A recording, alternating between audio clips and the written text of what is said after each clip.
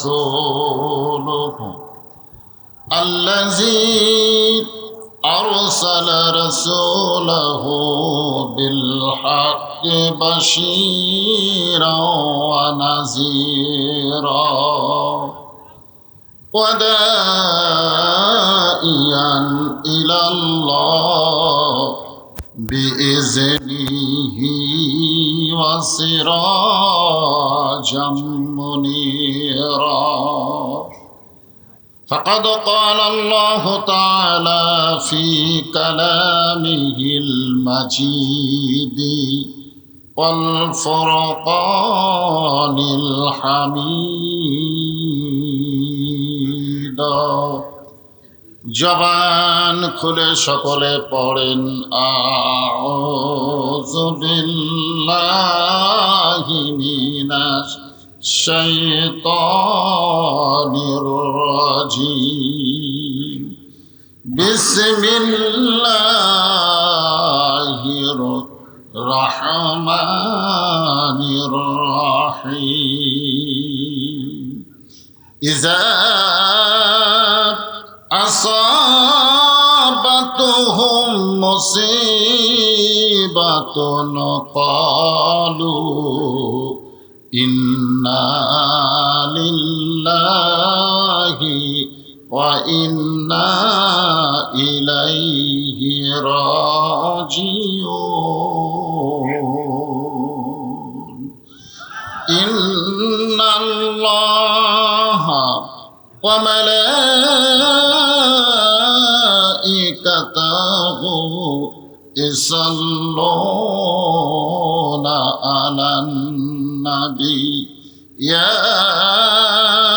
أيها الذين آمنوا صلوا عليه وسلموا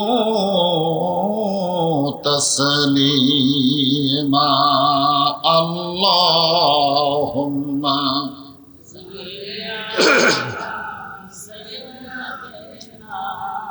مولانا محمد وعلى آل سيدنا شفيعنا ওরে নিষ্ঠুরতায়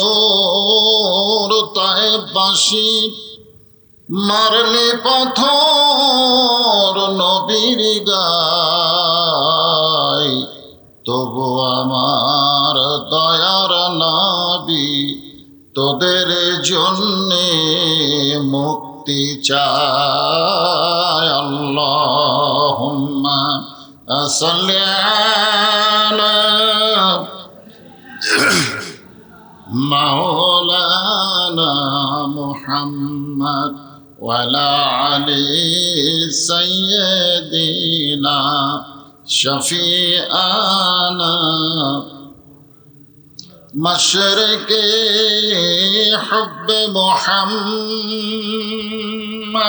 সকলে বলি সাল্লাল্লাহু আলাইহি मतलाए दीवाने माँ मतलाए खुर्शीद इश्कास सीनाए सो जाने माँ बलागल उला बिकमालिही कशफत दुजा बिजमालिही حسنت جميع خصاله صلوا عليه وآله اللهم آمين জান্নাতের বাগান থেকে জান্নাতি মানুষদেরকে নিয়ে আমি গুনাহগার তোমার রহমতের দরজায় দোখানা হাত তুলেছি আল্লাহ হাসরের ময়দানে জব্বার আর কাহার নামে রূপ নিয়া তুমি যখন বিচার শুরু করবে তোমার সামনে দাঁড়ায়া সমস্ত নবীরা নাফসি নাফসি বলে কাঁদতে থাকবে এমন কঠিন অবস্থা হাসরে হবে সেদিন সমস্ত নবী তার উম্মতকে ভুলে যাবে, শুধু বলবে আল্লাহ আমার কি হবে, আমার কি হবে। একমাত্র দরদি নবী শাফাতের কান্ডারি ইয়া রব্বে হাবলি উম্মতি বলে সেজদায় পড়ে যাও। সেই কঠিন মুসিবতের সময় আজকের এই মাহফিলকে ওসিলা করে আমাদের সবাইকে রাসূলের উম্মতের কাতারে আল্লাহ কবুল করে নিও। সুবহান রাব্বিকা রাব্বিল ইজ্জাতি আম্মা ইয়াসিফুন ওয়া সালামুন আলাল মুরসালিন আলহামদুলিল্লাহি রাব্বিল আলামিন। লা ইলাহা ইল্লাল্লাহ।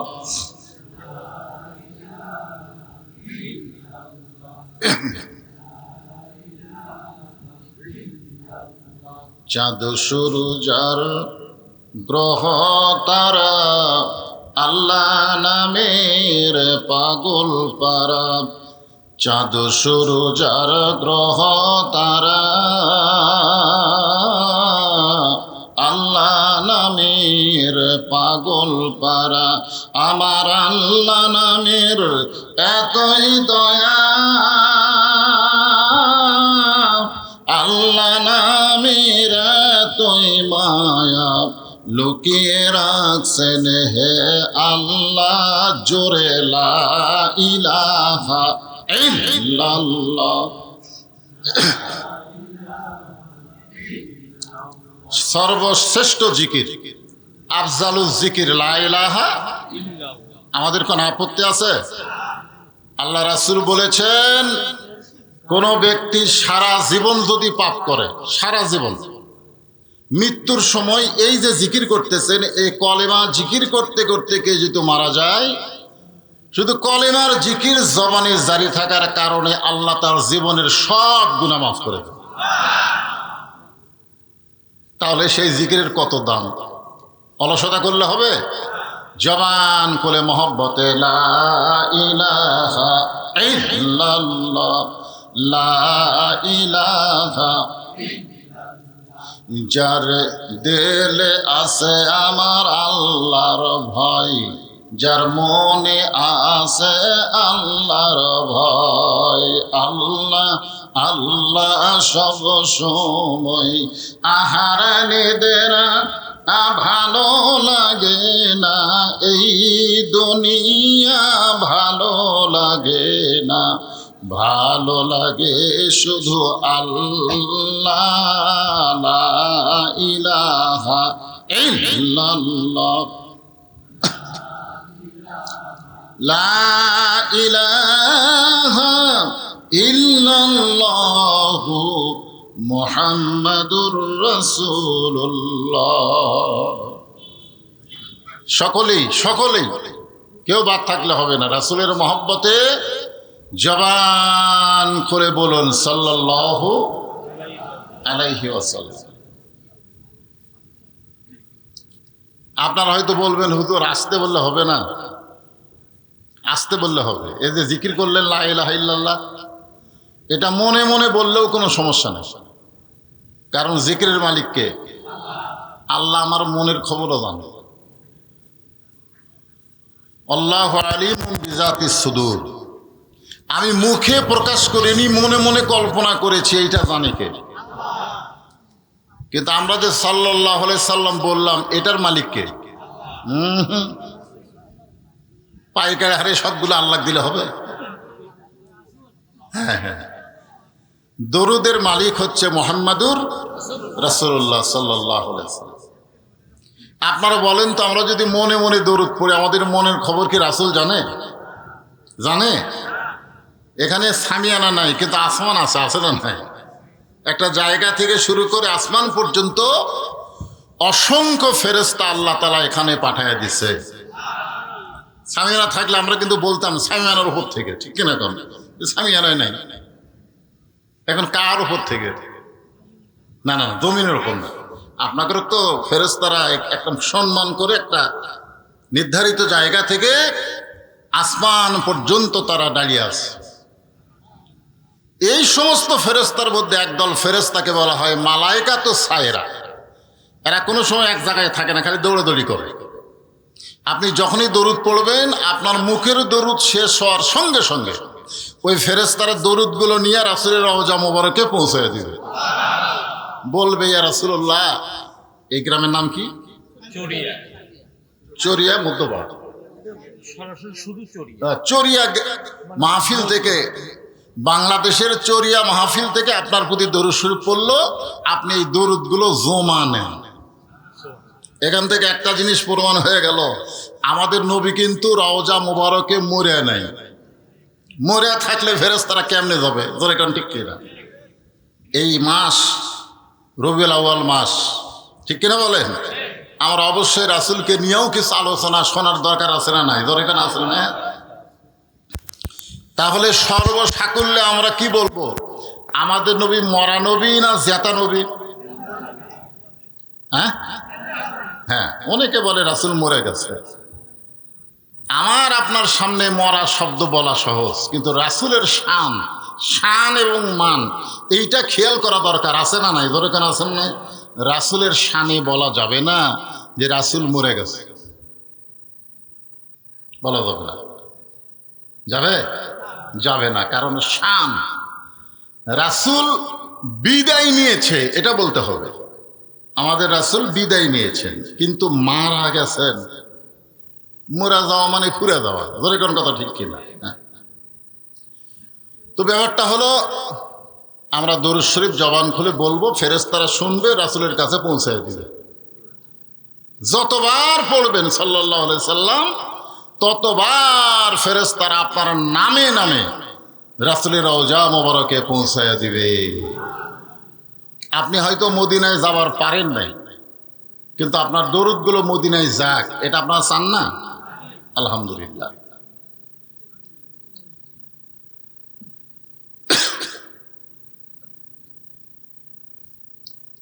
দারুল ইসলাম মহিলা মাদ্রাসার উন্নয়ন কল্পে, মাশাআল্লাহ বলে, একটা মহিলা মাদ্রাসা। সেই মহিলা মাদ্রাসাকে লক্ষ্য রেখে আজকের এই তাফসীরুল কোরআন মাহফিল, আজকের এই মাহফিলে আল্লাহ তাআলা যেনাকে সম্মানিত সভাপতির আসনে কবুল করেছেন, মাওলানা মোহাম্মদ রফিকুল ইসলাম শফি সাহেব। আলহামদুলিল্লাহ, আজকের এই মাহফিলের সম্মানিত সভাপতিকে অন্তরের অন্তঃস্থল থেকে আমি শুভেচ্ছা জ্ঞাপন করছি। এই মাহফিলের সম্মানিত প্রধান অতিথি, আপনাদের অত্যন্ত ভালোবাসার মানুষ মাওলানা রফিকুল ইসলাম খান সাহেব, যিনি শেষে বললেন আমি চলে যাব, কিন্তু আপনারা যেন যাবেন না, ঠিক কিনা বলেন? আমি বহু মাহফিলে প্রধান অতিথি যখন মাইক ধরে তখন শ্রোতারা বিরক্ত হয়ে যায়। কেন প্রধান বক্তা বসে আছে, প্রধান বক্তা বসে থুয়া প্রধান অতিথি কি রে? কিন্তু আপনাদের এলাকায় কি একটা বিপদ, প্রধান অতিথি বলতেছে ভাই আপনারা যেন যান না। তার মানে বোঝা গেল প্রধান বক্তার চাইতো আজকের মাহফিলের প্রধান অতিথির আকর্ষণ বেশি। কি বিপদে পড়লাম! ফিরে খাড়া হওয়া লোকগুলো যাবার চাচ্ছেন নাকি? বসেন বসেন, এটা বদল শীত, অসুবিধা নেই। কি অসুবিধা আছে? যা চাবেন তাই। যদি বলেন চানাচুর ভাজা তাও হবে, যদি বলেন মিষ্টি খাবো, অসুবিধা নেই। হ্যাঁ, এই জন্যে সবাই বসেন, আল্লাহর রাস্তে বসেন। আজকের এই মাহফিলের সম্মানিত বিশেষ অতিথিবৃন্দ, অনেক অতিথির নাম আজকের বিজ্ঞাপনে রয়েছে, সকলকে অন্তরের অন্তঃস্থল থেকে আমি শুভেচ্ছা জ্ঞাপন করছি। সম্মানিত ওলামায়ে কেরাম, আজকের এই মাহফিলের মঞ্চে অনেক আলেম ওলামা বসে আছেন, আপনাদের মাঝে মাঝে বসে আছেন, এবং যেনারা মাগরিবের নামাজের পর থেকে অনেক সময় পর্যন্ত কোরআন হাদিসের আলোকে আলোচনা করে আপনাদের শোনাইছেন, আলেম ওলামা সহ আজকের মাহফিলের বক্তাগণকে অন্তরের অন্তঃস্থল থেকে আমি শুভেচ্ছা জ্ঞাপন করছি। এই মুহূর্তে আমার সামনে যারা বসে আছেন, আল্লাহ যেনাদেরকে জান্নাতের বাগানে কবুল করেছেন। আল্লাহ যদি বলে কঠিন গরম, তোর বাড়িতে কারেন্ট আসিল, ফ্যান আসিল, তুই ফ্যানের তলে না থাইকা আমার কোরআনের মাহফিলের জন্য গরমের ভিতরে ওয়াজ শুনলি, আর ওয়াজ শুনতে গিয়ে যে শরীর ঘামাইলি, ওই ঘামওয়ালা শরীরের জন্য আমি জাহান্নামের আগুনকে হারাম করে দিলাম। আপনারা বলেন আল্লাহ পারে কি পারে না? অবতাগু ইলাইহি ওয়াসিলা। মনে করেন না যে নামাজ দিয়া, রোজা দিয়া, হজ দিয়া, যাকাত দিয়া আমরা জান্নাতি হব, এটা মনে করা যাবে না। যে কোনো একটা ওসিলা দিয়ে আল্লাহ আমাদেরকে নাজাত দিবেন। জোরে বলেন ঠিক কিনা? আজকের এই গরম মাহফিল আমাদের জান্নাত পাওয়ার একটা ওসিলাও হতে পারে। জোরে কোন পারি কি পারে না?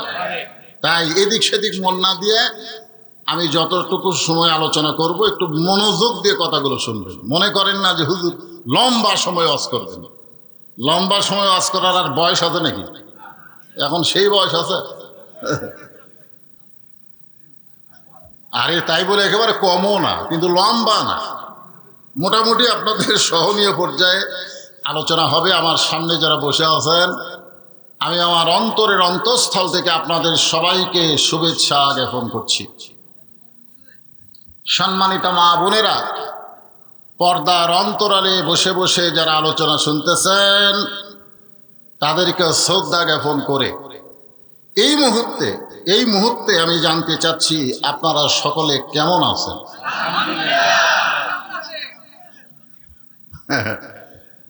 তার মানে বোঝা গেল আপনারা ওই দলের মানুষ নাই। বর্তমান আমাদের এলাকায় যারা ওই দল করে, এরা আর কথা কয় না, একেবারে মুখ বন্ধ করছে। হ্যাঁ, আপনার দূরে দেখছেন, দূরে যখন মুখ ভিতরে ঢুকায় সহজে কিন্তু বার করে না। জোরে কোন ঠিক কিনা? পিঠের উপরে কষা একটা লাত্তি মারলে ফুস করে মুখ বাড়ায়। জোরে কোন ঠিক কিনা? ওই দলের নাম হলো আওয়ামী লীগ। জোরে বলেন কি মিলে?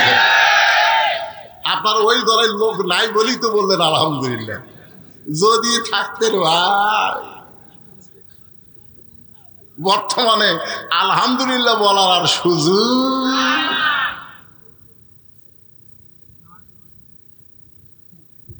যদিও থাকেন, দল পরিবর্তন করার সুযোগ আছে না নাই? ধরে কেন আছে নাই? কিন্তু চিনে গেছে তো, এই শালারা এত খারাপ আছে, বুঝলেন?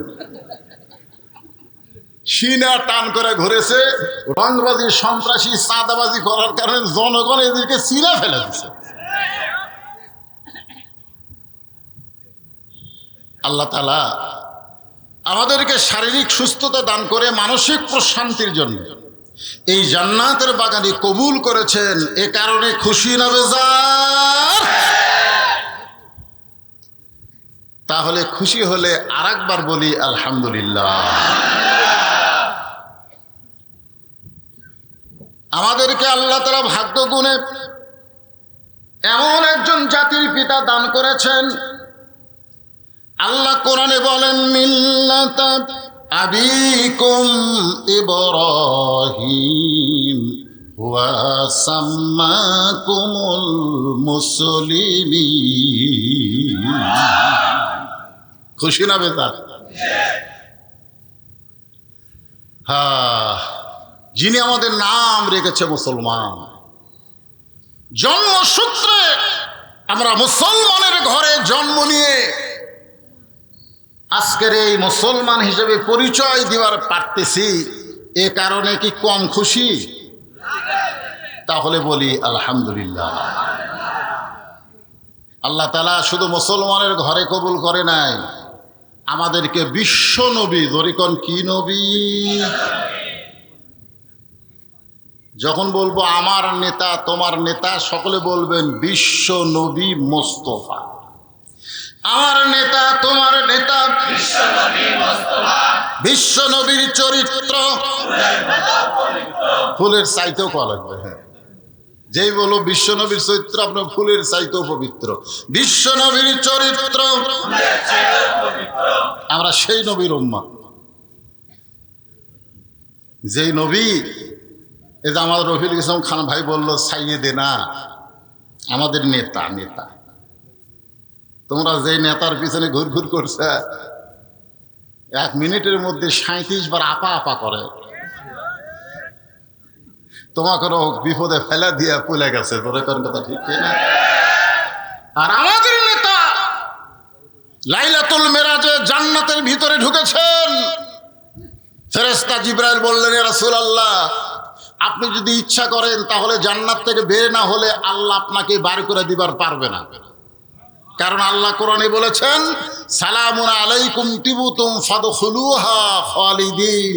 কেউ যদি একবার জান্নাতে প্রবেশ করে, সে যদি ইচ্ছা না করে, আল্লাহ তাকে জান্নাত থেকে বের করে দিবার পারবে না। কি কষ্টের দুনিয়া! এই বছরে আপনার চাচা মারা গেছে, আপনার খাদিজা মারা গেছে, তাইফের ময়দানে গিয়ে আপনি রক্তাক্ত হলেন, আপনি জান্নাতের মধ্যে ঢুকছেন আর বাড়ান না। সঙ্গে সঙ্গে আমাদের নেতা নবী বললেন, জিবরাইল, আল্লাহ যদি আমাকে জান্নাতে থাকার জন্য ঢুকতে বলতো, আমি ঢুকতামই না। আমি শুধু জান্নাত দেখার জন্য ঢুকছি। আমার উম্মতের জন্য, যারা আমাকে নেতা নবী হিসাবে মেনে নিয়েছে, তাদের জন্য আল্লাহ কেমন জান্নাত বানাইছে এটা দেখার জন্য ঢুকছি, থাকার জন্য না। আমি সেই দিন জান্নাতে থাকার নিয়তে ঢুকবো যেদিন আমার সমস্ত উম্মতকে আল্লাহ জান্নাত দিয়ে দিবে।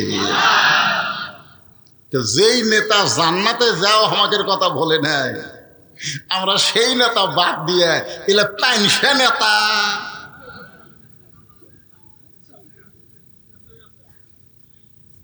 আল্লাহ আল্লাহ আমাদেরকে সেই নেতার উম্মত হিসেবে কবুল করেছেন।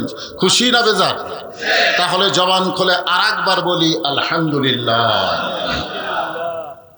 এখন আসেন, আল্লাহর প্রশংসা করার কারণ হলো পবিত্র কোরআন। এবার তাকায় দেখেন তো, দেখেন দেখছেন কেমন লাগে? ভুয়া ভুয়া কোরআন শরীফ না, আপনারা এখন পর্যন্ত ধরলেন না, এখন পর্যন্ত এটা ধরলেন না, তাহলে কেমনে ভালো কর?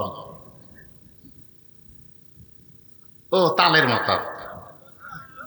শোনেন, বাংলাদেশের মুসলমান তালের মাথায় আর চলা যাবে না। বহু তাল দেখছি আমরা, ঠিক কেন বলেন? বহু তাল হওয়ার পরে দেখলাম বাবা দেশ চালায়। বাবা ৭৫ সালে সাইজ করে এক ভাই এসে দেশ নিল। জোরে কোন কথা ঠিক কিনা? ভাই যখন চলে গেল তখন ভাবি দেশ চলায়। ভাবির কাছ থেকে বাবার মেয়ে বুবু আবার দেশ নিল। আবার ভাবি, আবার বুবু স্বৈরাচার হলো। অনেক দেখেছি, আর দেখতে চাই না।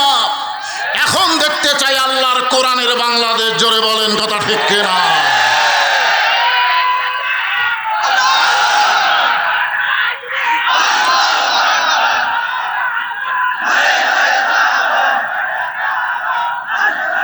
লিল্লাহে তাকবীর। এই যে আপনাকে কিছু লোক এটা ইচ্ছা করে না, ভুল। আল কোরআনের আলো ঘরে ঘরে জ্বলা। না না না, ঘরে ঘরে এলে ভুয়া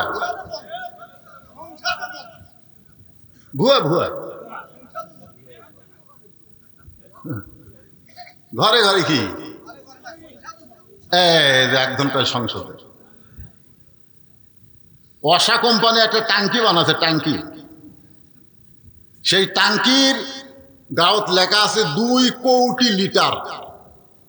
পাঁচ ছয়টা ডিপ টিউবওয়েল দিয়ে পানি তোলে ট্যাঙ্কির। ওই ট্যাঙ্কির পানি গোটা ঢাকার সমস্ত বাসায় সাপ্লাই হয় পাইপের মাধ্যমে। একদিন গভীর রাত্রে ট্যাঙ্কির ছাপনি খুলে দুটো মরা মোষ ট্যাঙ্কির মধ্যে ঢুকে দিছে। ওই মোষ আস্তে আস্তে ফুলে গলে পানির সঙ্গে মিশ্রণ হয়ে প্রত্যেকটা বাসায় পাইপ দিয়ে পানি চলে যাচ্ছে। আর বাসার লোকেরা ট্যাপ থেকে পানি গিলাসে নিয়ে বলতেছে অসা আহম রব্বহম সারাবান তহুরা। আপনারা বলেন তো পানি পাক না না পাক? কেন না পাক? আপনি তো কোরআন পড়তেছেন আর পান করতেছেন। তাহলে বুঝতে পারছেন যে ঘরের মধ্যে কোরআন পড়ে পানি পান করলে পানি পাক হবে না। যেখান থেকে পানি আসতেছে আমার বাসায় সেই ট্যাঙ্কি পবিত্র করা লাগবে। ধরে কোন কথা ঠিক না? সেই ট্যাঙ্কির নাম হলো সংসদ। এই জন্য স্লোগান জাহাজে আছে, আগে অ্যাঙ্গেলে মার হচ্ছে, এখন আর অ্যাঙ্গেলে নেই, এখন একটা প্যান্ডেলই মার হবে। ধরে কোন কথা ঠিক না? হ্যাঁ, প্যান্ডেলে যে বলো আল কোরআনের আলো, আপনারা সকলে বলবেন সংসদে জালো। আল কোরআনের আলো, কোরআন হাদিস যেখানে, দুনিয়ার মুসলমান হওয়ার দিবে না, হওয়ার দিবে না। শয়তান খালি মোসর তাও মারতেছে। আল্লাহ কোরআনে বলেন, ইয়া আইয়ুহাল্লাযীনা আমানুত্তাকুল্লাহা হাক্কা তুকাতিহি ওয়া লা তামুতুন্না ইল্লা ওয়া আনতুম মুসলিমুন। ভাইজান, ইমানদারকে লক্ষ্য করে আল্লাহ বলতেছেন, আল্লাহকে ভয় কর। আর ভয় করতে গেলে মানুষের তৈরি আইন দিয়ে ভয় করা যাবে না। ভয় করতে গেলে লাগবে কার আইন? জোরে বলেন, কার আইন? হ্যাঁ, সবাই দেখেন, একটু প্রাণ ভরা তাকায় দেখেন। কষ্ট করে গরমের ভিতরে কোরআনে আলোচনা শোনার জন্য বসে আছেন। আমরা বাংলার মানুষ এখনো কোরআন দেখতে পাইনি, তবে কোরআন শুনতে পাইছি। কারণ 50টা বছর যিনি কোরআনের হক তাফসীর করেছেন, সে জীবনে জেলখানায় কাটাইছেন, আর হাসপাতালে নিয়ে গিয়ে তাকে হত্যা করা হলো। জোরে কোন কথা ঠিক না? সেই কোরআনের পাখি আমাদেরকে কোরআন শুনাইছে, কলজা ভরা দিছে, এত সুন্দর কোরআনের তাফসীর করেছে। আমরা কোরআন শুনে শুনে পাগল হয়ে গেছি। কিন্তু শুধুমাত্র শোনার জন্য আল্লাহ কোরআন দেয় নাই, এই কোরআনকে বাস্তবে দেখার জন্য দিয়েছে। জোরে কোন কথা ঠিক না? কিন্তু আমরা দেখতে পাইনি। আশা করা যায় এবার কোরআন আমাদের দেখা দরকার। জোরে কোন ঠিক কিনা? এখন কোরআন দেখতে গেলে আমাদের কি করণীয়? নবী যখন কোরআন তেলাওয়াত করেছে, গভীর রাত্রে চোরের মতন চুপি চুপি আবু জেহেল কোরআনের তেলাওয়াত শুনেছে। সারা রাত নবীর কোরআন তেলাওয়াত শুনেছে। সকালবেলায় গিয়া আবু জেহেল তার সভাসদ বর্গে বলতেছে, এত সুন্দর কোরআনের বাণী, রাতটা কোন দিক দিয়ে গেল আমি বুঝবারই পারি না। সাল্লাল্লাহু আলাইহি ওয়া সাল্লাম। আবু সুফিয়ান বলে, নেতা, যেই কোরআন শুনতে রাত কোন দিক দিয়ে গেল বোঝা যায় না, সেই কোরআনকে বাস্তবে গ্রহণ করলে অসুবিধা কি? আবু জেহেল বলতেছে, কোরআনকে যদি গ্রহণ করা হয় তাহলে তোর আমার নেতৃত্ব চলবে না, আসল নেতা হয়ে যাবে আব্দুল্লাহর এতিম পোলা। আজকে আমাদের বাংলাদেশে আবু জেহেল মার্কা নেতা যারা, তারা কখনোই চাবে না যে আল্লাহ ওয়ালারা, কোরআন ওয়ালারা নেতা হোক। জোরে বলেন কথা ঠিক কিনা? এই জন্য কোরআনকে বাস্তবে যদি আমরা দেখতে চাই, তাহলে আমাদেরকে দুই হাত দিয়ে এই কোরআনটা ধরা লাগবে। পারবেন? এই যুবকেরা, এই যারা স্বৈরাচারকে পতন করছে, যে সমন্বয়ক, আজকে ছাত্র আন্দোলন, এরা কিন্তু আল্লাহর কোরআন ধরে নেয়। তুমি শুরু করছিল কোটা আন্দোলন, কোটা কোটা, সে থেকে আবার যে কথাগুলো বলার একটা সুযোগ পেয়েছে। অনেক রক্তের বিনিময়ে সর্বপ্রথম আমাদের রংপুরের একটা ছেলে সাইদ, আবু সাইদ, সে নিজের জীবন দিয়ে শাহাদতের মর্যাদা পেল। এরপরে অনেক শহীদের রক্তের উপর দিয়ে আমাদের বাংলাদেশ আবার স্বাধীন হলো। জোরে কোন কথা ঠিক কি না? আজকে আসুন এই কোরআনকে একটু ধরি। আপনি দৌড়ে এসে ধরতে পারবেন না, এটা ধরবার গেলে শর্ত আছে। আল্লাহ বলেছে লা ইয়ামাসসুহু ইল্লাল মুতাহহারুন, ততক্ষণ পর্যন্ত তুমি কোরআন স্পর্শ করতে পারবা না যতক্ষণ পর্যন্ত তুমি পবিত্র না হবে। ওমর ফারুক কিন্তু তার বোনের কাছে যে কোরআন আসলো না, বলেছিল যে কি পড়লি গোপনে গোপনে আমাকে একটু দে তো। তখন বোন বলল, ভাই এটা ধরবার গেলে পবিত্র হওয়া ছাড়া ধরার উপায় নেই। ওমর ফারুক চিন্তা করলেন, যেই কোরআনের আয়াত ধরবার গেলে পবিত্র হওয়া লাগে, সেই কোরআনটাই কি নিজের চোখে একটু দেখা দরকার। ধরে কোন কথা ঠিক কি না? যার উপর কোরআন নাজিল হয়েছে তাকে দেখতে গেছে। নবীকে হত্যা করবার চাইছিল, তখন কিন্তু নবী দেখবার যায়নি, নবীকে হত্যা করার নিয়তে তরবারি হাতে নিয়েছিল। এবার নবীর কাছে গিয়ে নবীর দিকে তাকায় দেখে, এইটা তো আমার মতো মানুষ না। সুবহানাল্লাহ না? নবী মোর নূরে খোদা, তার তরে সকল পয়দা, আদমের কলবেতে তারি নূরের রোশনী। সবাই বলেন নবী মোর পরশমণি, নবী মোর সোনার খনি, নবী নাম ভাবে যেজন সেই তো দোজা আনের ধ্বনি। সুবহানাল্লাহ বলেন। ওমর ফারুক ইসলামকে কবুল করে কোরআনকে গ্রহণ করলেন। এমন ভাবে কোরআনকে গ্রহণ করলেন, এক সময় আল্লাহ তাআলা এই কোরআনের ওসিলায় ওমরকে বাংলাদেশের মতন ৯৬টা দেশের নেতা বানায়া দিলে। বাংলাদেশের মতন কয়টা? ৯৬টা দেশের নেতা বানাই দিলেন। শুধু কোরআন দেখবার যায় উমরকে আল্লাহ নেতা করে দিলেন। ধরে কোন সুবহানাল্লাহ। মসজিদের মেম্বরে বসে ওমর ফারুকের মন বলতেছে, ওমর তুই অর্ধ পৃথিবীর খলিফা। এটা কিন্তু মুখ বলেনি, মন মন। ওমর ফারুক কয়, কে রে, আমি অর্ধ পৃথিবীর খলিফা? নফস। সাথে সাথে দুই হাত, ডান হাত ডান গালে, বাম হাত বাম গালে চড় মারে। এমন সময় ওসমান গনি এসে সামনে দাঁড়ায় বলে, আমির আল মুমিনিন, আপনি কি পাগল হয়ে গেলেন? নিজের গালে নিজে চড় মারেন, কারণ কি? ওমর ফারুক বলে, ওসমান, আমার মন আমাকে বলতেছে আমি অর্ধ পৃথিবীর খলিফা হয়েছি। ওসমান বলে, ঠিকই তো কইছে, মন তো আপনার ঠিকই কইছে, মন তো ভুল কয় নাই, এতে আবার নিজের গালে চড়ান ফ্যান।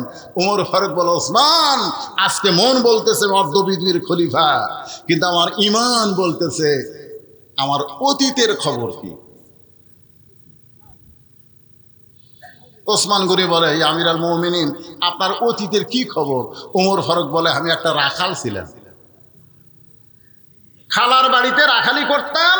ছাগল নিয়ে যখন সন্ধ্যায় আসতাম, আমার খালা আমার চুল ধরে বলতো, ওমর কয়টা ছাগল নিয়ে গেলে, কয়টা ফেরত আনলে? আমি গুণের দিকে ৩-৪টা কম। আমি আবার দৌড় দিতাম, ছাগলগুলো কুড়ে নিয়ে এসে যখন খালারে দিতাম, খালা আমার কান ধরে বলতো, ওমর যেই ভুল আজকে করেছো, এই ভুল যদি আগামীকাল করো, তোমার রাখালির চাকরি আমি ক্যান্সেল করে দিব। আমি তখন খালার পা ধরে বলতাম, খালা, আমার রাখালির চাকরি ক্যান্সেল করে দিলে আমি থাকবো কোথায়, খাবো কি? একদিন যে ওমর রাখালির চাকরি রক্ষা করার জন্য খালার পা ধরে কেঁদেছে, আজকে সেই ওমর অর্ধ পৃথিবীর খলিফা হয়েছে। এটা ওমরের যোগ্যতায় নয়, এটা কেবলমাত্র আল্লাহর কোরআনের ওসিলায়। ধরে বলেন কথা ঠিক ভাই রে, এটা সেই কোরআন। খালি গরিব গুরুবার ছেলেদের মাথায় কোরআনের পাগড়ি আমরা হাফিজি পাগড়ি মাথায় পরাই দিলাম। আজকে মহিলা মাদ্রাসা খুঁজলে দেখেন এলাকার মধ্যে ধনী মেয়ে এই মাদ্রাসা ভর্তি হয়নি। আমাদের মতন গরিবগুলা সব কোরআন ধরছে আর ধনীগুলা সব ভার্সিটিতে গেছে। এখন আমরা গরিবগুলা যদি কোরআন থেকে হক কথা মসজিদের মেম্বারে বলবার চাই, ওই ধনী ঘুষখোর খালি এরকম গুজরে ওঠে, সুদখোর এরকম জোরে জোরে কাশে। ঠিক কিনা বলেন? কোরআনকে শুধু গরিবের জন্যই না সবার জন্যে? হযরত ওমর তো পৃথিবীর খলিফা হইয়া নিজের চোখে আল্লাহর কোরআনকে দেখার জন্যে তিনি ছদ্মবেশে ঘুরতেছেন। আমার মা বোনেরা যারা পর্দার অন্তরালে আর মহিলা মাদ্রাসাকে টার্গেট করে আমি আপনাদের সামনে কথাগুলো বলতেছি। ওমর ফারুক ছদ্মবেশে মদিনার অলি গলি যখন ঘুরতেছে, এমন সময় দেখতে পাই দুই পাহাড়ের মাঝখানে একটা সুন্দরী মেয়ে ধীর গতিতে হেঁটে হেঁটে আসতেছে। মেয়েটার সামনেও কোনো মানুষ নাই, পিছনেও কোনো মানুষ নাই। ওমর ফারুক মেয়েটার দিকে তাকায় বলতেছে, আলহামদুলিল্লাহ, আল্লাহ তোমার দুনিয়ায় এত সুন্দর একটা মেয়ে। হয়তো আপনারা বলবেন, হুজুর ওমর ফারুক একটা মেয়ের দিকে তাকায়া এত সুন্দরী মেয়ে বলে আলহামদুলিল্লাহ বলল, এটা কি ইসলামে জায়েজ নাকি? ওমর ফারুক কিন্তু মেয়েটার চেহারা দেখে নাই, মেয়েটার আপাত মস্তক আল্লাহর আইন পর্দা। আল্লাহর ইসলাম বলে যে মেয়ে দেখতে যদিও কালো হয়, যদি মেয়েটা দেখতে খাটো হয়, আর আল্লাহর কোরআনের পর্দা যদি মেনে চলে, আল্লাহর ইসলাম কেবলমাত্র তাদেরকেই সুন্দরী মেয়ে বলে। এখন আপনাদের এলাকায় সুন্দরী মেয়ে বলতে আপনারা কি বুঝতেছেন? হ্যাঁ, পরিমণি, পরিমণি কলেজ ভার্সিটি মেয়েরাই সুন্দরী নাকি? মহিলা মাদ্রাসার মেয়েরা কি? জোরে বলেন। মেয়েটা যদি দেখতে কালো হয়, খাটো হয়, এরপর আল্লাহর কোরআনের পর্দা যদি মেনে চলে, আল্লাহর ইসলাম কেবলমাত্র তাদেরকেই সুন্দরী বলে। বেপর্দা নারী যারা বিশ্ব বেহায়া তারা, আর পর্দানিশী নারী যারা বিশ্ব সুন্দরী তারা। ধরে কার কথা ঠিক না? ওমর ফারুক মেয়েটার নিকটে গিয়া, মা মাগো, এই নির্জন পথে তুমি একা একা চলতেছো, তোমার সামনেও মানুষ নাই, পিছনেও মানুষ নাই, তোমার অন্তরে কি কোনো ভয় ডর লাগতেছে না? মেয়েটা পর্দার ভিতর থেকে বলে, পথিক তুমি কি হযরত উমরকে চিনো? জোরে কান সুবহানাল্লাহ। মেয়েটা কাকে বলতেছে? উমরকে বলতেছে, পথিক তুমি কি হযরত উমরকে চিনো? যেদিন উমর ফারুক আল্লাহর কোরআন দিয়ে রাষ্ট্র চালায়, সেদিন থেকে একজন মহিলা পৃথিবীর এক প্রান্ত থেকে আর এক প্রান্তে যাবে, তার কলিজায় আল্লাহ ছাড়া অন্য কারো ভয় থাকবে না। আল্লাহর কোরআন যে যেদিন বাংলাদেশ চলবে, সেই দিন একজন মেয়ে বাংলাদেশের এই প্রান্ত থেকে ওই প্রান্ত পর্যন্ত যাবে, ওই মেয়েটার কলিজায় আল্লাহ ছাড়া অন্য কারো ভয় থাকবে না। কারণ কোরআনের কারণে আল্লাহ তাকে পুরাপুরি নিরাপত্তা দিয়ে দিবে। মেয়েটা বলতেছে, পথিক তুমি কি হযরত ওমরকে চিনো? হ্যাঁ, যদি চিন্তা তাহলে এরকম বেসাইদা কথা বলতে না। যেদিন থেকে ওমর আল্লাহর কোরআন দিয়ে রাষ্ট্র চালায়, সেদিন থেকে পৃথিবীর এক প্রান্ত থেকে আর এক প্রান্তে একটা মহিলা যাবে, তার কলিজায় কার ভয়? জোরে বলেন, কার ভয়? আর আমাকে কলিজায় এখানে যারা আপনারা বসে আছেন, এখন আর ভয় নেই। আগে আপনাকে উল্লাপাড়া যদি ওয়াজ করতে আসতাম, আমার বউ আমাকে আগেই বলতো, দেখে শুনে ওয়াজ করবে, দেখে শুনে ওয়াজ। কি দেখবো রে? দেখবেন আশেপাশে পুলিশের গাড়ি আছে কিনা, র্যাবের গাড়ি আছে কিনা, বর্তমান সরকারের কোনো ক্যাডার আছে কিনা, ক্যাডার। তা আমরা আগে এরকম দেখতাম। যদি দেখি যে কিছু আছে, তখন ওরা তেল তেলা মেরে দিতাম, তেল তেলা। ইমান যদি থাকতো তাহলে আমরা এভাবে দেখতাম না, আমরা এইভাবে দেখতাম। ধরে কোন কথা ঠিক কিনা? আমরা দেখতাম কি আছে, আল্লাহ যদি থাকে, এরা চামচা করে খাওয়া আছে। পুলিশ ধরার ভয় করছে, কিন্তু বেলকুচিতে কাউসারি ভাইকে আজরাইলি ধরছে, জোরে কর কথা ঠিক কি না? আমার তাই ভাই রে, এমন একটা পরিবেশ হলো ভাই, চিন্তা করে ওয়াজ করা লাগে, পুলিশ যেন না ধরে। ওই দিন কাউসারি ভাই আজরাইল ধরবি আর মনই নেই। আমরা দুই ভাইকে তো একই থানা তো আছে, ওই বেলকুচি থানা কাউসারি ভাইয়ের ওয়াজ, আমার ওয়াজ। আমাকে বললো ভাই ওয়াজ শেষ, আপনার যদি আগে হয় তাহলে আমার জন্য দেরি করবেন, আর আমার যদি আগে হয় আপনার জন্য দেরি করব। আমরা কড্ডার মোড় পার হয়ে এরা দুধ একেবারে গরম করে চা দেয়, আমরা দুই ভাই একসাথে খাবো। দুই ধরনের অন্তর, কিন্তু পুলিশ ধরার ভয়। ধরেন কি ধরার ভয়?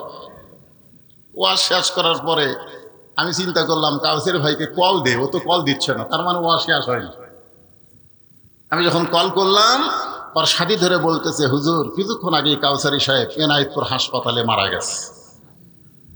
কে ধরছে, পুলিশ না আজরাইল? কথা বলে। পুলিশ ধরার চিন্তায় হক কথা গোপন করেছি। আল্লাহ কয় পুলিশ ধরার আগেই তোকে আজরাইল ধরতে পারে। ধরে ঘরে কথা ঠিক করে। এখানে যত মানুষ আমরা আছি, আমাদের সবাইকে কিন্তু আজরাইল ধরবে। ধরে কেমন কি করবে? ছাড়বে নাকি? ছাড়বে?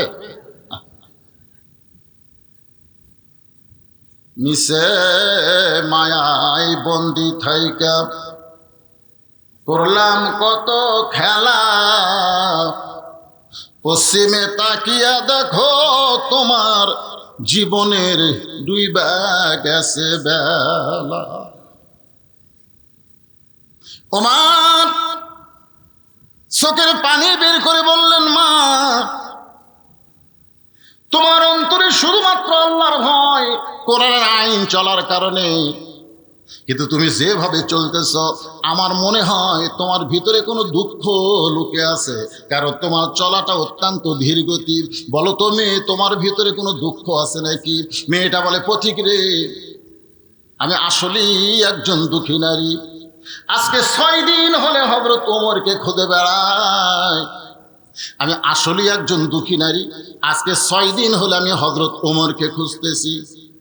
সুবহানাল্লাহ। কয়দিন? যদি হযরত ওমরকে খুঁজে পাই তাহলে আমার দুঃখের কথা তার কাছে একটু বলবার চাই। ওমর ফারুক বললেন, মা তুমি যে ওমরকে খুঁজতেছো, ওমরকে না পাইলে সেই দুঃখের কথা কি আমাকে বলা যায় না? মেয়েটা বলে, পথিক এত সাহস ভালো না, যেই কথা হযরত ওমরকে বলবো সেই কথা দুনিয়ার কোনো মানুষকে আমি বলবো না। ওমর ফারুক বললেন, মা তুমি যেই ওমরকে খুঁজতেছো আমি হইলাম সেই ওমর। মেয়েটা ছোট বাচ্চার মতন কান্দের বলে, ইয়া আমিরুল মুমিনিন, আপনি যদি সেই ওমর হন তাহলে চোরের মতন একা একা কেন ঘুরতেছেন? আপনার কি কোনো চামচা নাই? ধরে কোন কি নাই? চোরের মতন একা একা কেন ঘুরতেছেন? আপনার কি পুলিশ নাই, র্যাব নাই? সঙ্গে সঙ্গে হযরত ওমর ফারুক কোরআন থেকে তেলাওয়াত করলেন, ইন্নামাল মুমিনুনা আল্লাযীনা ইযা যুকিরাল্লাহু ওয়াসিলাত কুলুবুহুম ওয়া ইযা তুলিয়াত আলাইহিম আয়াতুহু যাদাতুহুম ঈমানা ওয়া আলা রাব্বিহিম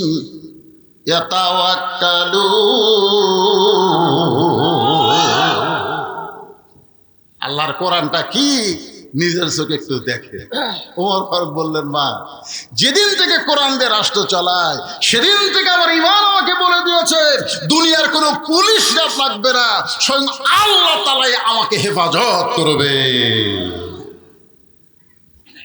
সামান্য একটা এমপি হলে সামনে পুলিশের গাড়ি, পিছনে পুলিশের গাড়ি। ধরে কোন কথা ঠিক কিনা? আর বাংলাদেশের মতন 96টা দেশের পুলিশ, কোন চামচা লাগে, র্যাব লাগে, পুলিশ লাগে? আপনারা বলেন তো, পুলিশগুলা কি নেতার না জনগণের? কথা কানুন, নেতার না জনগণের? কিন্তু গত বছরগুলোতে পুলিশ একটাও জনগণের ছিল না, সব নেতার হুকুমে ছাত্রদের বুকে, জনতার বুকে গুলি করছে। ধরে কোন কথা হচ্ছে না?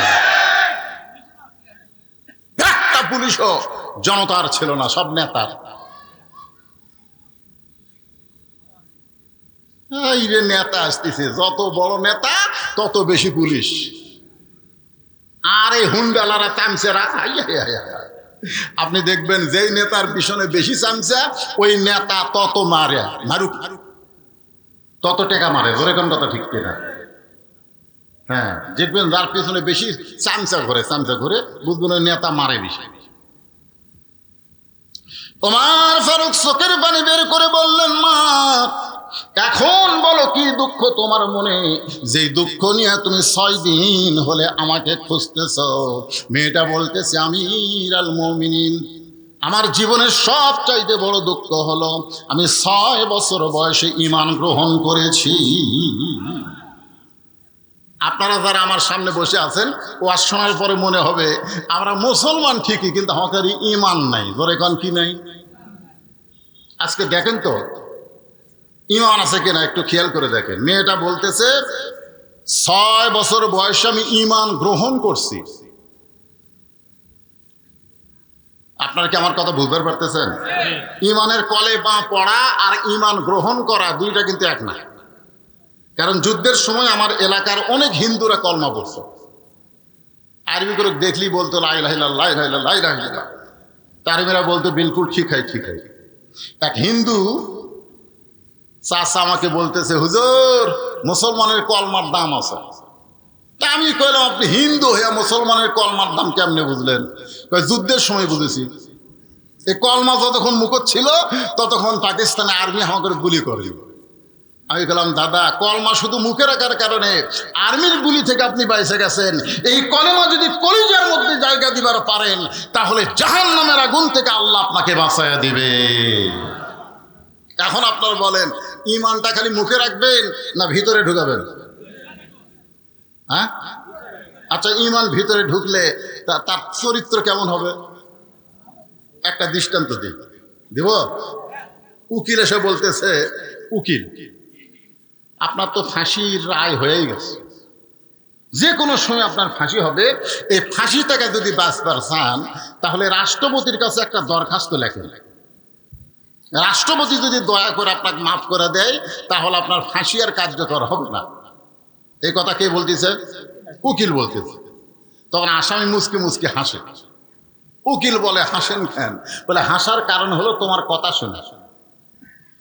উকিল বলতেছে, আমি তো ঠিকই বলছি, রাষ্ট্রপতির কাছে দরখাস্ত লেখার কথা, তা হাসেন কেন? বলে, পাগলা, আমি আমার জীবনে 3টা রাষ্ট্রপতি ক্ষমতা থাকা অবস্থায় মরা দেখছি। আসামি বলতেছে, আমি কয়টা রাষ্ট্রপতি?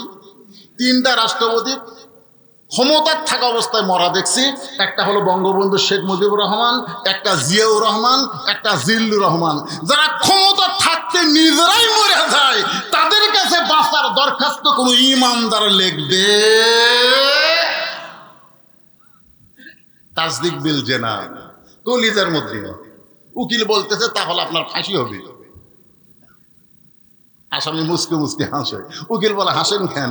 বলে, আমার ফাঁসি হবে কিন্তু আমার মৃত্যু হবে না। উকিল কয়, কি করেন? আপনার ফাঁসি হবে, মৃত্যু হবে না?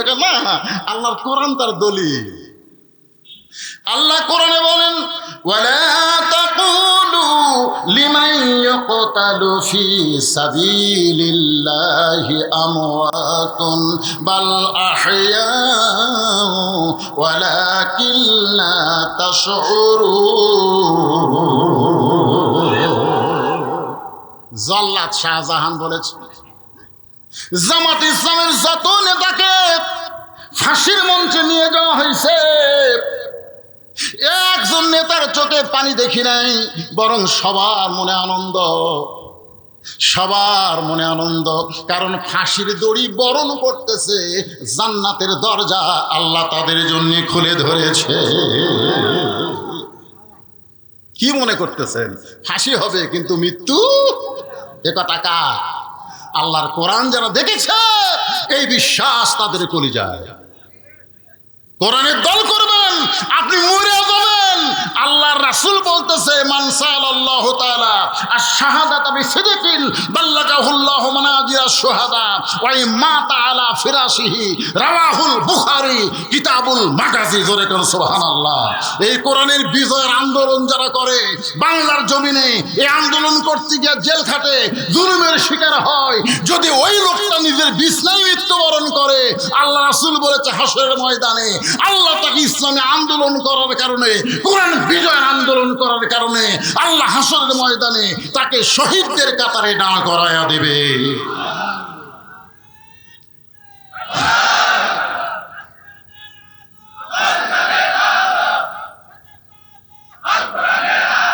আপনারা কি মনে করতেছেন এই কোরআন, এই যে কোরআন আলোচনা শুনতেছেন, এটা শুধু কাগজে লেখা একটা কিতাব না, আপনাকে জান্নাতের দরজা পর্যন্ত পৌঁছানোর কিতাব। জোরে কোন ঠিক কিনা ভাইজান?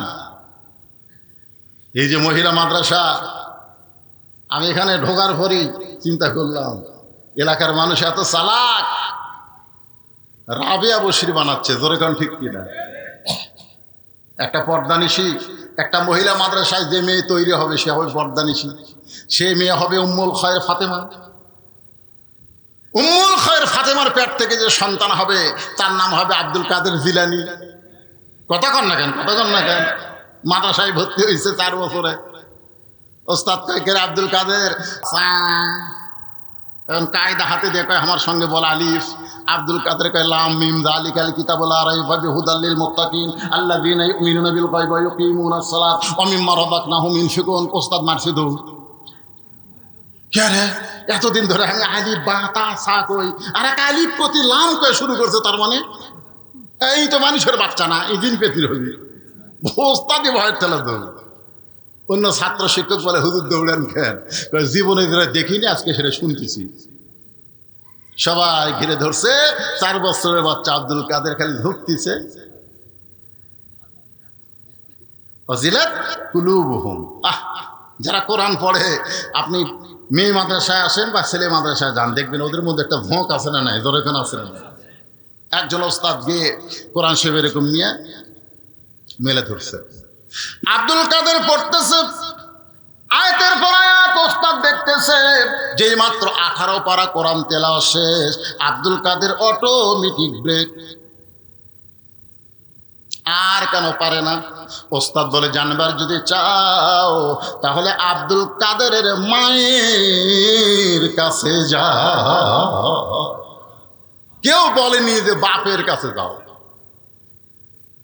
কারণ সন্তান ভালো মন্দ এটা বাপের কারণে হয় না মায়ের কারণে হয়? কথা কন না কেন? ও যে ঘুরতেছে, ওদের বেড়াচ্ছে, ওর পিছনে কারণ আছে। ওই যে ঘুরতেছে কোরআনের মাহফিল বাদ দিয়ে, খোঁজলে দেখেন ওই যখন মায়ের পেটটা ছিল, মা পেটত যে গোটা পাড়া ঘুরিছে, ওই পেটের মধ্যেই ঘরণী ব্যারাম পাচ্ছে। জোরে কোন কথা ঠিক কিনা? কি মন খারাপ করতেছে?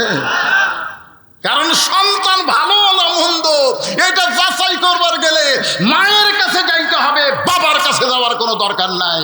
কারণ বাবা আনন্দে মাতিয়া সাগরে ভাসাইয়া সেই যে চইলা যায় খবর লয় না। মাজন ধরিয়া উদহরে কতই যতন করে, 10 মাস পরে পায় প্রসবের বেদনা। ইমাম গাজ্জালী রহমতুল্লাহ আলাইহি বলেন, সন্তান যখন মায়ের পেটে জন্ম নেয় সঙ্গে সঙ্গে আল্লাহ মায়ের মাসিক ব্যারাম বন্ধ করে দেয়।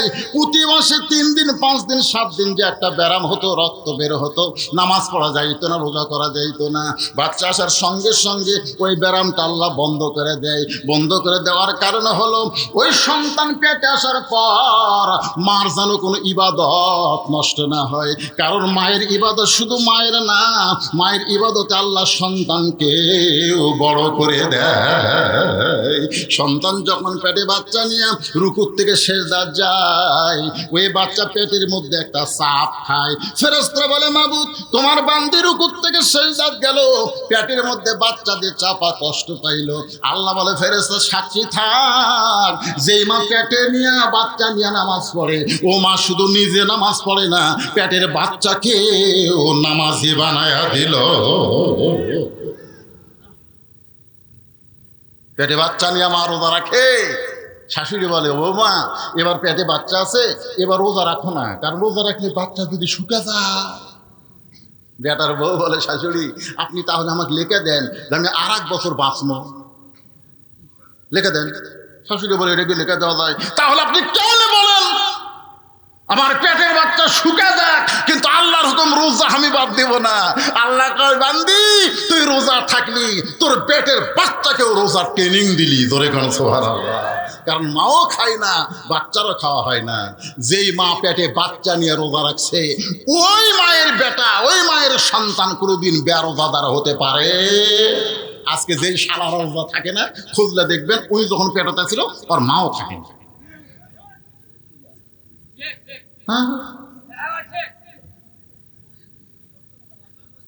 কারণ সন্তান ভালো হয়। একটা খ্রিস্টান বলেছে একটা ভালো যদি সন্তান চাও তাহলে একটা ভালো মায়ের দরকার। যেরকম কিসের দরকার? মায়ের দরকার। আপনারা কি বিরক্ত হচ্ছেন? দেখতে আইছে সবাই, দেখি মাও আব্দুল কাদের কান্দত করে নিয়ে উম্মুল খায়ের ফাতেমা জানলাতে দেখে, কেরি গতকালই ভর্তি করে দিলাম, ছেলে কোরআনের হাফেজ বানাবো। হুজুর আমার আব্দুল কাদের কি বেয়াদবি করছে? বলে, বেয়াদবি একটাই, আলিফ কয়নি, লাম মিম কয়ে 18 পারা কোরআন শুনালো। আব্দুল কাদেরের মা কান্দের, বলে, আল্লাহর শপথ করে বলতেছি আমি জানি না। আমার আব্দুল কাদের যে আপনাকে 18 পারা কোরআন শরীফ শুনাইছে, আল্লাহ শপথ করে বলতেছি আমি জানি না। ওস্তাদ বলে, মা তুমি না জানলেও তুমি কি জানো? বলে, আমি হলাম 18 পারা কোরআনের হাফেজা। আব্দুল কাদের যখন আমার পেটে ছিল, আমি 1 ওয়াক্ত নামাজ বাদ দেইনি, একটা রোজাও বাদ দেইনি। আব্দুল কাদের যখন ভূমিষ্ঠ হলো, যখন আব্দুল কাদেরকে আমি কোলে নিতাম, আল্লাহর কোরআন তেলাওয়াত করতাম। আব্দুল কাদের যখন কাঁদতো, আমি বাবু তো বাবু তো করে কান্না থামাইনি, আল্লাহর কোরআন তেলাওয়াত করে করে ওর কান্না থামাইছি। আব্দুল কাদের যখন আমার স্তনে দুগ্ধ পান করত, আমি তখন কোরআন তেলাওয়াত করতাম, ও আমার স্তনে দুগ্ধ পান করত। আব্দুল কাদের যখন রাত্রিবেলা বিছানায় ঘুমাতে যাইতো, আমি 1 পারা কোরআন না শোনাইলে আমার আব্দুল কাদের কোনোদিন ঘুমাইতো না। আমার মনে হয় এই 4 বছর আমার 18 পারা কোরআন বহুবার আব্দুল কাদেরকে শুনাইছি, আর শুনতে শুনতে আমার বাচ্চাটা হয়তো মুখস্থ করে ফেলেছে। সমস্ত ওস্তাদ বলতেছে, মা যদি ভালো হয় সন্তান আল্লাহর ওলি হয়। তাহলে এখানে যে মহিলা মাদ্রাসা বানাইছেন, আপনারা আল্লাহর ওলির ফ্যাক্টরি বানাচ্ছেন। ধরে কোন কথা ঠিক কিনা? কি বাবা, কিছু যদি কোয়া লাগে হামাক করে, এবারে কি করবা, হামাক করবা। কয়জন?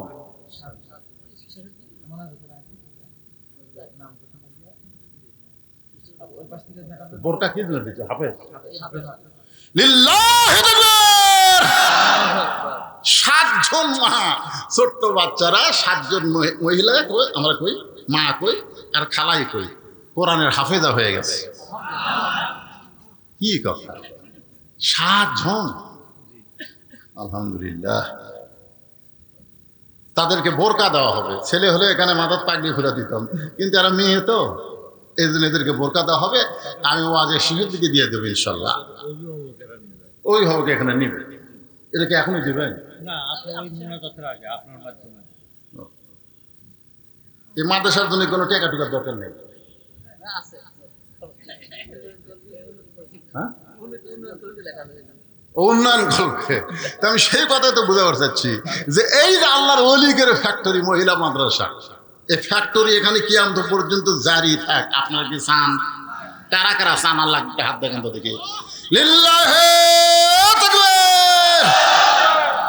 আমি সবার কাছে না, সবার কাছে আমার দরকার নাই, কারণ যারা কোরআনকে মহব্বত করে, কোরআনের পাগল, আমি তাদের কাছে এই মাদ্রাসায় একটা করে কোরআন শরীফ। এখানে কয়জন মেয়ে ছাত্রী আছে? 100 জন ছাত্রী আছে।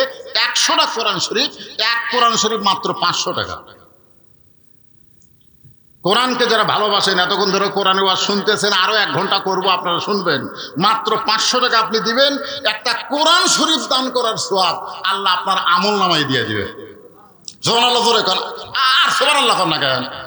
আমি কি সবার কাছে চাইছি? 100 জন, তার মধ্যে একজন হাত তুলেছে, বাকি কোনো খাওয়া নাই বাদান, লগত দেওয়া লাগবে। আছে পকেট আছে, 200 আছে না? বাকি লয় তো, আমি বাকি লেখা, বাকির কোন কথা নেই। লোক কোরআন শরীফ আর বাকি, এটা ধান তুলছি আমি।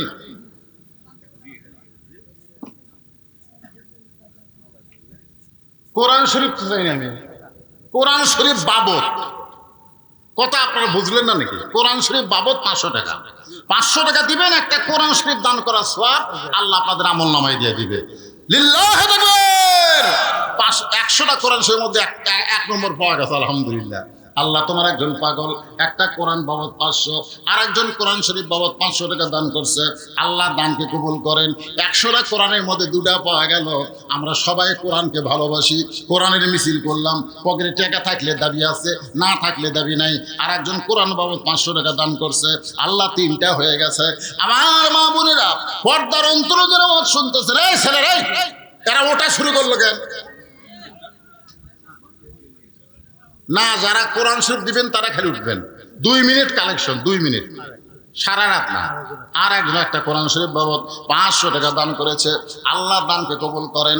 আল্লাহ বাপ মা আত্মীয় স্বজন কবরে গেছে, এই যে কোরআন বাবদ 500 টাকা দান করলো, এই দান করার কারণে বাপ মার কবরকে জান্নাতের টুকরা আল্লাহ কবুল করেন। যাদের বাপ মা কবরে গেছে, বাবার জন্য একটা কোরআন শরীফ দেন, মায়ের জন্য একটা কোরআন দেন। যদি না পারেন বাপ মা 2 জনের জন্য একটা কোরআন শরীফ দান করেন। আর একজন কোরআন বাবদ 500 টাকা দান করছে, আল্লাহ দানকে কবুল করেন। আল্লাহ নেক নিয়ত নেগাসাফারা করেন। আর একজন কোরআন শরীফ বাবদ 500 টাকা দান করছে, আল্লাহ দানকে কবুল করেন। আল্লাহ যারাই যে নিয়তে দান করতেছে, আল্লাহ সকলের নেক নিয়ত নেক আশাকে আল্লাহ আপনি কবুল করেন। আল্লাহ তোমার নবীর এতিম মাদ্রাসা, মহিলা মাদ্রাসাকে আল্লাহ কিয়ামত পর্যন্ত কবুল করেন। একটু জিকির করি, লা ইলাহা ইল্লাল্লাহ, লা ইলাহা ইল্লাল্লাহ, জোরে লা ইলাহা, লা ইলাহা ইল্লাল্লাহ মুহাম্মাদুর রাসূলুল্লাহ। আর একজন কোরআন শরীফ বাবদ 500 টাকা দান করছে। যদি আপনাদের কাছে বেশি মনে হয় যে হুজুর আমার কাছে তো 500 টাকা নেই, আমরা ওয়াজ শুনবার আইছি, হুজুর টাকা তো আনিনি, আপনি যে কাজ করতেছেন লগত, ঠিক আছে, 500 যদি না থাকে আপনি 200 টাকারও কোরআন আছে, এই যে এইগুলো কোরআন শরীফ মেরে গেলে 200 টাকা হলে হয়, 200 টাকা দেন, সবাই দেন, আল্লাহর রাস্তায় দেন। আপনাদের কাছে একেবারে একটা রুমাল বা ব্যাগ পাঠিয়ে দিচ্ছি, আল্লাহর রাস্তায় আপনার 10, 20, 50, 100 যা পারবেন আল্লাহর রাস্তায় দেন। দিবেন না? সবাই দেন। দেন, দেওয়া শেষ করলে ইনশাল্লাহ একটানা আলোচনা হবে ইনশাল্লাহ। মাশাআল্লাহ। আল্লাহ বলার সাথে সাথে ছোট্ট বাচ্চার হাতে তোমার একজন বান্দা যা ছিল মানে 250 টাকা, 250 টাকা দান করেছে আল্লাহ কোরআন শরীফ বাবদ। আল্লাহ দানকে কবুল করেন, আল্লাহুম্মা আমিন। এই যে এত লোক আপনারা ভাত খিলালেন, সেই আমি আসেনি দেখতেছি, খালি সমানে খিলাচ্ছে। দিয়ে দেই খাবার মহিলার প্যান্ডেলে মহিলা আদায় করতেছে রুল আমিন। আল্লাহ কোরআন শরীফ বাবদ 200 টাকা। আল্লাহ আর একজন তোমার বান্দা কোরআন বাবদ 200 টাকা। মাশাআল্লাহ। আল্লাহ যারা দান করলো, আল্লাহ সকলের দানকে আল্লাহ আপনি কবুল করেন। ওটি করেন না ভাই, না ওটি করেন না। শয়তান ধোকা দিবে, জানেন? শয়তান কি বলবে? দেশ না। আবার কিছুক্ষণ পরে শয়তান বলবে, ও তুই তো দিব না, তোর দেখা দেখে উঠে যান চাইলো। যে লোকটা এখান থেকে উঠলো ও নিজে ওঠেনি, শয়তান ওর গলা ধাক্কা দিয়ে তুলল। টাকা দেওয়ার জন্য ওঠেন, অসুবিধা নেই, যাওয়ার জন্য ওঠেন না। আমি কি সারা আদায় করবো? তাই আদায় শেষ। যে আল্লাহর একজন বান্দা 700 টাকা, একজন 500, একজন 200 কোরআনের জন্য করছে দান। আল্লাহ দানকে কবুল করেন, আল্লাহুম্মা আমিন। কে রে ভাই, আমি বললাম যে গামছা নিয়ে ভিতরে দান, 10, 20, 50, 100 যে যা পারে আল্লাহ রাস্তায় দান করবে। আল্লাহ আর একজন কোরআন শরীফ বাবদ 500 টাকা দান করছে। আল্লাহ দানকে কবুল করেন, আল্লাহুম্মা আমিন। আল্লাহুম্মা সাল্লি আলা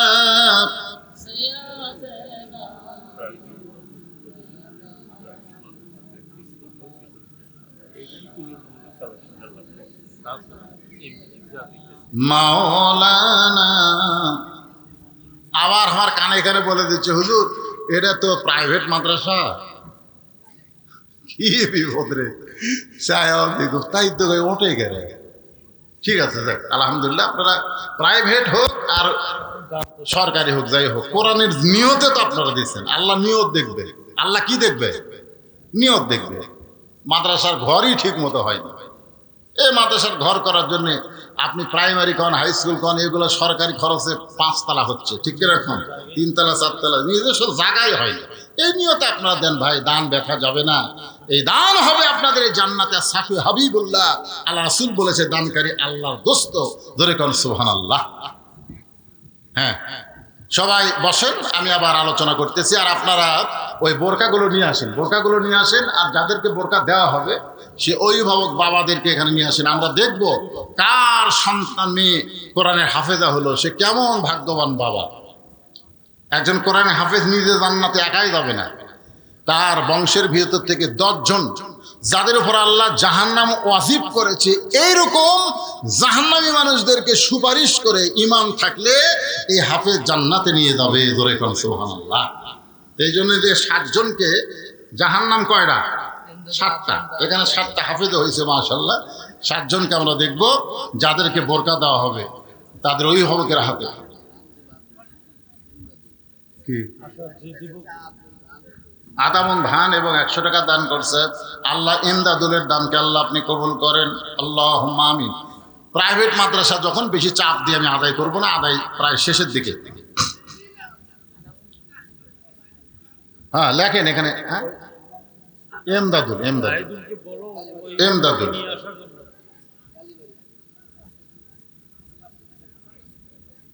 মাশাআল্লাহ। আরেকজন আল্লাহর বান্দা 500 টাকা দান করছে কোরআন শরীফ বাবদ। আল্লাহ দানকে কবুল করেন, আল্লাহুম্মা আমিন, আল্লাহুম্মা আমিন।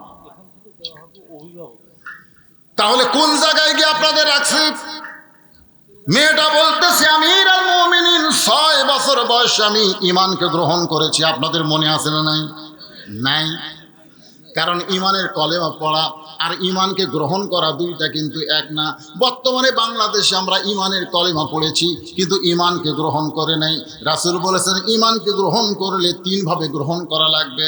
ইকরার বিল লিসান, তাসদিক বিল জিনান, আমল বিল আরকান।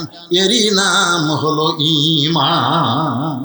জবানে বলতে হবে লা ইলাহা ইল্লাল্লাহ। কলিজার মধ্যে ঈমানের জায়গা দেওয়া লাগবে। আমলের মাধ্যমে ঈমানকে গ্রহণ করা লাগবে। আজকে দেখেন ঈমান গ্রহণ করার পরে সবচাইতে দামি আমল, আপনারা বলেন ভাইজান, ঈমান গ্রহণ করার পরে সবচাইতে দামি আমলের নাম কি? এ কথা কয় না কেন? ঈমানের পরে সবচাইতে দামি আমল হলো নামাজ। দামি আমল হলো নামাজ। স্বাধীনতার পর থেকে এ পর্যন্ত যত সরকার বাংলাদেশের ক্ষমতায় আইছে তারা কোরআন নিয়ে আসে নাই, তারা মানুষের আইন নিয়ে আসার কারণে আমাদের বাংলাদেশের মুসলমানের উপরে নামাজের কোনো আইন পাশ করতে পারেনি। জোরে কোন কথা ঠিক কি না? অথচ আল্লাহ কোরআনই বলেছেন আল্লাযীনা ইন মাক্কান্নাহুম ফিল আরদ। মুসলমানের মধ্যে কাউকে যখন ক্ষমতার চেয়ার দেওয়া হবে, ক্ষমতার মালিক তো মানুষ না, ক্ষমতার মালিককে। কিন্তু কাউকে যখন ক্ষমতার চেয়ার দেওয়া হবে তার 1 নম্বর দায়িত্ব হলো পদ্মা সেতু নির্মাণ করা, 1 নম্বর দায়িত্ব হলো রাস্তার উপর ফ্লাইওভার করে দেওয়া, 1 নম্বর দায়িত্ব হলো ট্যানেল করা। এগুলো 1 নম্বর দায়িত্ব না। 1 নম্বর দায়িত্ব হলো আকামুস সালাত, নামাজ কায়েম করা। আমাদের বাংলাদেশে গত সরকার অনেকগুলো মসজিদ বানাচ্ছে। জোরে কোন কথা ঠিক কিনা? কথা কন না কেন? আপনাকে রে উল্লাপাড়ায় মসজিদ নাই? এই একটা মসজিদ সরকার বানিয়ে দেয়নি? কি মসজিদ? মডেল মসজিদ। আপনারা বলেন তো, মডেল মসজিদে যখন আজান দেয়, আজান দেওয়ার সময় মুসলমানেরা কি বেড়া থাকে না মসজিদের মধ্যে যায়? কথা কেন? মসজিদের মধ্যে যায়। আপনারা বলেন তো সবচাইতে বড় সন্ত্রাসী কারা? সবচাইতে বড় সন্ত্রাসী হলো আজান দেওয়ার পরে মুসলমান দাবি করে নামাজ পড়ে না। এরাই হলো সবচাইতে বড় সন্ত্রাসী। জোরে কোন কথা ঠিক না? এই যে কোরআন দেখবেন না, কোরআন যদি বাংলাদেশে দেখতে চান, কোরআনের সমাজ যখন চালু হবে আমাদের বাংলাদেশে, তখন 1 নম্বর আনা হয় নামাজ কায়েমের বিল পাস সর্বনাশ হবে, জোরে কোন কথা ঠিক কিনা? যদি সরকার আইন করে দেয় মডেল মসজিদে আজান হবে, আজান দেওয়ার পরে যে ছেলেরা বাইরে ঘুরবি একে পাশার কাপড় তুলে 5টা করে বাড়ি, কয়টা করে বাড়ি? আচ্ছা, এই আইন যদি সরকার করে তাহলে আপনার বলেন তো ছেলেগুলা কি বাইরে ঘুরবি? অন্তত পিটন খাওয়ার ভয়ে মসজিদের মধ্যে ঢুকবে।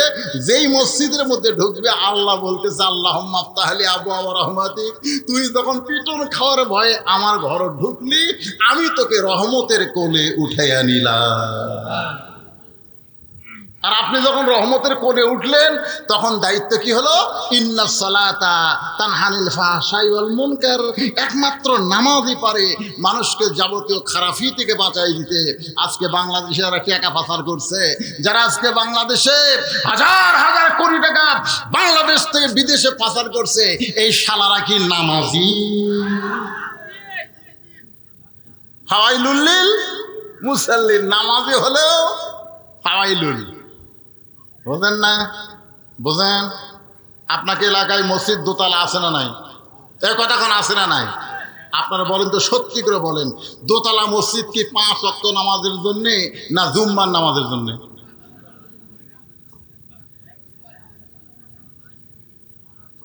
দোতলা মসজিদ যেগুলো আছে এগুলো 5 ওয়াক্তের জন্যে? একটা দোতলাও কিন্তু 5 ওয়াক্তের জন্য না, কারণ প্রত্যেক ওয়াক্তে 2 কাতার 3 কাতারই মুসল্লি হয় না। আরে এক তালাতে আছে 9 কাতার, তাহলে দোতলা করলো কেন? ওই জুম্মার। আপনারা বলতে শুধু জুমার নামাজ পড়ে, 5 ওয়াক্ত পড়ে না, এরা কি নামাজি? এরা ফাওয়াইলুল লিল মুসাল্লিন। আল্লাহ কয় আমার সঙ্গে যেমন ঠাট্টা করছিস দুনিয়ায়, আমিও আল্লাহ তোদের সঙ্গে ঠাট্টা করবো হাসরে। আল্লাহ বলবে জুমার নামাজের পার্টিরা, তোরা কারা রে? তখন হাত তুলে করবে আল্লাহ আমরাই তো জুম্মা নামাজ পড়ছি, 5 ওয়াক্ত পড়িনি, খালি জুম্মা মারছি। আল্লাহ বলে রহমান রহিম নামের ওসিলায় তোরকে জান্নাত দিয়ে দিলাম, যা। তখন জুম্মা পার্টি সেই খুশি হয়ে মারবি দৌড়, বেহেস্তের কাছে দেখবে দরজার বিশাল একটা তালা। আল্লাহ আমাদের বেহেস্ত দিলেন, কিন্তু তালা যে। আল্লাহ কয় ভালো করে খুঁজে দেখ চাবি আছে, আর ভালো করে খুঁজে দেখবে চাবি একটা আছে, তালার মধ্যে ঢোকে ঠিকই কিন্তু ঘোরে না।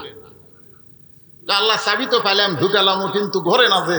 আল্লাহ কয় তালার মধ্যে 5টা দাগ আছে, তোকে চাবির মধ্যেও 5টা দাগ থাকা লাগবে। এখন তোরা দেখ তো, তোরা যে চাবি ঢুকাইছিস এর মধ্যে কোনো দাগ আছে? আল্লাহ আমাদের চাবি না তেল তেলা দাগ। বলে কিসের দাগ আল্লাহ? আল্লাহ কয় 5 ওয়াক্ত নামাজের দাগ রে। তালার মধ্যে 5 ওয়াক্ত নামাজের দাগ আছে, ওই দাগে দাগে মিল খাবি, কুট্টুস করে চলে গেলে জুম্মা মারছি আল্লাহ 5 ওয়াক্ত। আল্লাহ কয় জান্নাত দেখা হলো, ধোকা হলো না। জান্নাত দেখা হলো, ধোকা হলো না। নামাজ যারা কায়েম না করবে তারা জান্নাত দেখতে পারবে কিন্তু ঢুকতে পারবে না। আসসালাতু মিফতাহুল জান্নাহ। আল্লাহর বান্দারা মনোযোগ দেন। আল্লাহর কোরআনকে যদি দেখতে চান তাহলে 1 নম্বর হলো নামাজ।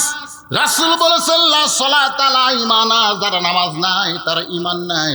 লা সালাতা লা দীনা, যারা নামাজ নাই তার কোনো ধর্ম।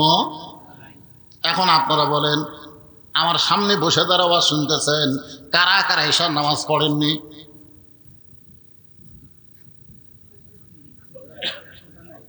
না, মনে মনে চিন্তা করে দেখেন তো কারা কারা পড়েননি। এই যারা যারা ঈশার নামাজ পড়েননি তারা যদি ফজর আগে মরে যান, মনে করেন আপনি ঈশার নামাজ পড়লেন না, ফজর আগে মরে গেলেন, আমাদের মতন কত হুজুর আপনার জানাজাত গেলে আপনি জান্নাতে যাবেন। যেই ব্যক্তি ঈশার নামাজ জামাত আদায় করেছে, ফজরের নামাজ পড়ার আগে তার যদি মৃত্যু হয়, সে একটা মানুষ যদি তার জানাজায় না যায়, ঈশার নামাজের কারণে আল্লাহ তাকে জান্নাত দিয়ে দিবে। আর যেই বেটা ঈশা পড়েনি, ফজর না পড়ার নিয়তে শুইছে, আর গভীর রাত্রে হাত ফেল করে মারা গেছে, 1 কোটি মানুষ আর জান্নাত দোয়া করলেও ও জান্নাত পাবে না, কারণ নামাজ বাদ দেওয়ার কারণে সে কাফের হয়ে মারা গেছে। ধরে কোন কথা ঠিক কিনা? বাইনাল আবদি ওয়াল কুফরি তরকু সালাত। বান্দার কাফেরে পৃথক করা জিনিসটার নামই হলো নামাজ। এখন আল্লাহর কোরআনকে দেখতে গেলে, এই কোরআনকে যদি আমরা গ্রহণ করি। ঈমান গ্রহণ করার ব্যাপারে 1 নম্বর আমলের নাম হলো নামাজ। যেরকম 1 নম্বর আমলের নাম কি? এখন আপনারা কারা কারা ফজরের নামাজ পড়বেন না? হাত তোলেন। এইদিকে কথা কে কয় রে?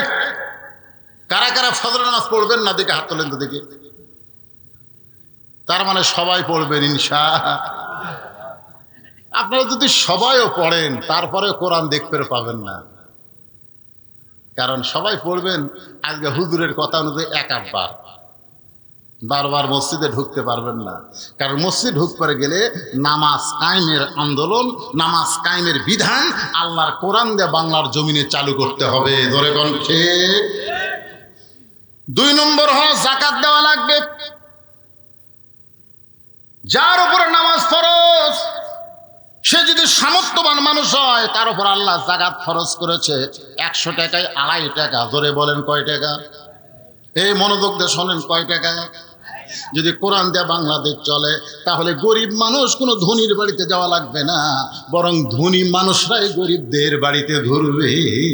সুবহানাল্লাহ।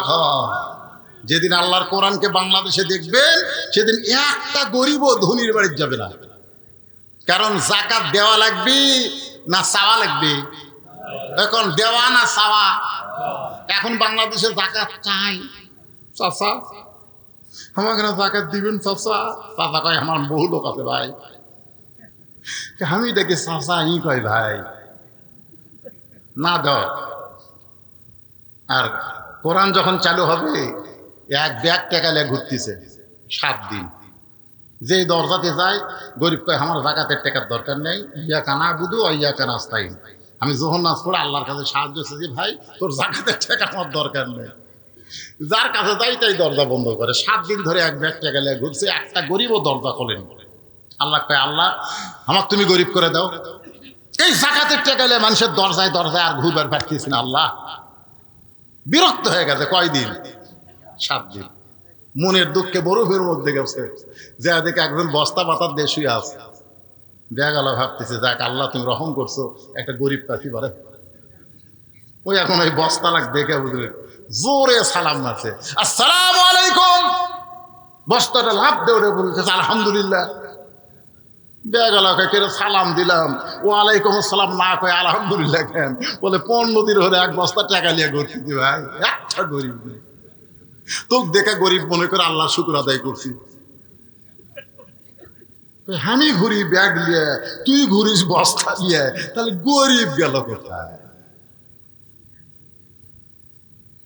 আস্তাইনু বিস-সাবরি ওয়াস-সালাহ। 2 জন আল্লাহর নামাজ পড়ে আল্লাহর কাছে কান্দে, আল্লাহ ওই 7 দিন হলে ব্যাগ লিয়ে ঘুরতেছে, আমি 7 দিন হলে 1 বস্তা টাকা লিয়ে যাকাতের ঘুরতেছি, গরিব গেল কোথায়? আল্লাহর পক্ষ থেকে জানানো হচ্ছে নামাজ কায়েমের পরে যাকাত দেওয়া যদি আল্লাহর হুকুম মনে করে শুরু করে দেয়, ওই দেশের জন্য আল্লাহ রহমত বরকতের দরজা খুলে দিয়ে গরিবের দরজা, অভাবের দরজা আল্লাহ বন্ধ করে দেয়। যখন যাকাত দেওয়া শুরু হয়ে যাবে, আপনারা বলেন তো বাংলাদেশের নিচে খনি আছে না নাই? কতক্ষণ খনি আছে না নাই? আমেরিকার একজন ভূতত্ত্ববিদ বলেছে বাংলাদেশের জমির নিচে এত দামি দামি খনি আছে, তেলের খনি, সোনার খনি, কয়লার খনি, বহু খনি আছে। বাংলাদেশ সবচাইতে সমৃদ্ধশালী দেশ, বহু খনি আছে, কিন্তু খনিগুলো এত নিচে, মানে যন্ত্র দিয়ে দেখে 1000 ফুট নিচে। এই খনি তেল তুলবার গেলে, কয়লা তুলবার গেলে যে টাকা খরচ হবে, এখন সেই টাকাই তো উঠবে না, এত নিচে। কিন্তু যখন যাকাত দেওয়া শুরু করবেন তখন খনিগুলার নিচে থাকবে না, আল্লাহ সব খনি উপরে দিয়ে পাঠাবে। সুবহানাল্লাহ কন না কেন? একদিন সৌদি আরব যারা মুরব্বী এখানে আছে শুনে দেখবেন, হাজিদের কাছে সাহায্য আছে। এখন সৌদি আরব শুধুমাত্র কোরআনের কিছু আইন চালু করার কারণে আল্লাহ তাদেরকে এত সমৃদ্ধশালী বানায় দিছে। তার মানে খনিগুলা সব নিচে ছিল, উপরে দিছে। উপরে দেওয়ার মালিককে আরো জোরে বলেন। তাহলে এখন বলেন আল্লাহর কোরআন আমাদের দেখার দরকার আছে না নাই? আর কোরআন দেখতে গেলে কোরআন বিজয় আন্দোলন করতে হবে। কোরআন বিজয়ের আন্দোলন যদি আমরা করতে চাই, তাহলে ভালো শাসক আমাদের বাংলার জমিনে। একটু মনোযোগ দিয়ে শোনেন। আজকে এই উল্লাপাড়ার এই এলাকার মধ্যে যে ভাইটা ভালো মানুষকে আমাদের ভালো জায়গা পাঠাতে হবে। সংসদ ভবন কিন্তু খারাপ জায়গা না, খারাপ যেরকম খারাপ।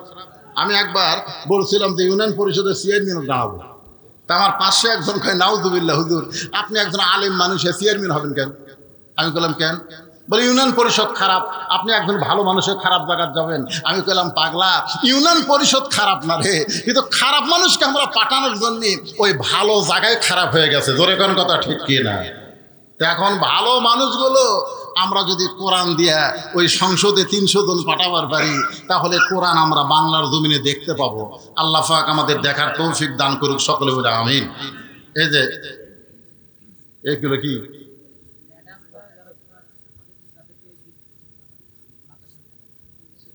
আচ্ছা আচ্ছা, আর আপনারা কি গিফট করতেছেন? বোরকা একজন না, হ্যাঁ নাম বলে দেখেন দেখেন দেখেন কোন ভাগ্যবানের সন্তান মেয়ে কোরআনের হাফেজা হলো। আপনি একটু চাই থেকে দেখেন, আর যারা নেবেন তারা এদিকে আসেন। বলে নাম বলেন। আলহামদুলিল্লাহ, দারুল ইসলাম মহিলা মাদ্রাসা হাফেজা ছাত্রীরা যারা হাফেজা হয়েছে, অলরেডি কোরআনের কোরআন কারীম সিরার মধ্যে তুলেছে, 30 পারা কোরআনের হাফেজা হয়েছে, তাদের নাম ঘোষণা করছি। শুভ প্রসব সেই পিতারা এখানে পুরস্কার গ্রহণ করবেন। মোসাম্মদ নিজুম খাতুন, পিতা আজিমুর রহমান কাসিয়ার।